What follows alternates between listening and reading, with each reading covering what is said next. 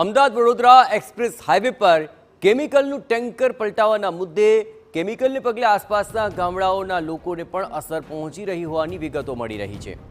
એક ગર્ભવતી સહિત 4 મહિલાઓની તબિયત લથડી હતી।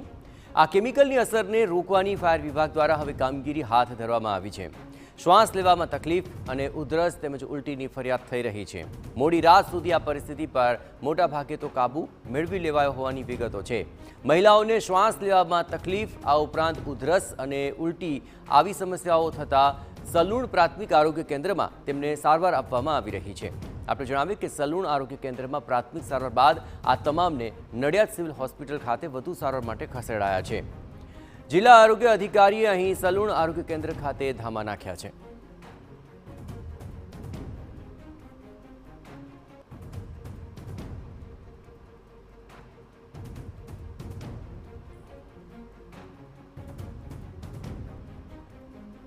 લીક થતું હતું તેમાંથી ફ્યુમ જે છે એ આજુબાજુમાં 2-3 કિલોમીટર વિસ્તારમાં ફેલાયેલી અને વિઝિબિલિટી ખૂબ જ ડાઉન થઈ ગયેલી, એટલે એક્સપ્રેસ વે ઉપર કોઈપણ પ્રકારના અકસ્માતો ન સર્જાય એ માટે વડોદરા સિટી પોલીસ, આણંદ જિલ્લા પોલીસ અને અમદાવાદ શહેર પોલીસનો સંપર્ક કરી અને ડાયવર્ઝન આપવામાં આવેલું અને લોકોના હિત માટે કરવામાં આવેલું।